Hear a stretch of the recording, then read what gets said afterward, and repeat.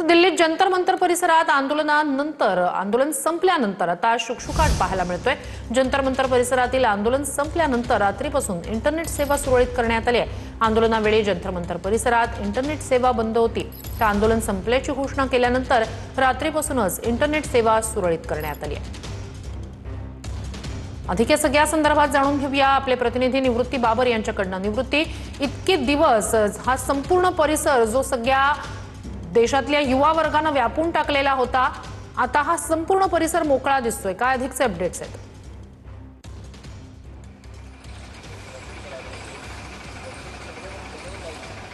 नक्कीच श्रुती, आपण पाहतोय की 36 दिवस देशभरातील तरुण या जंतर मंतरवरती नारेबाजी करत, घोषणाबाजी करत जे आहे ते उपस्थित होते।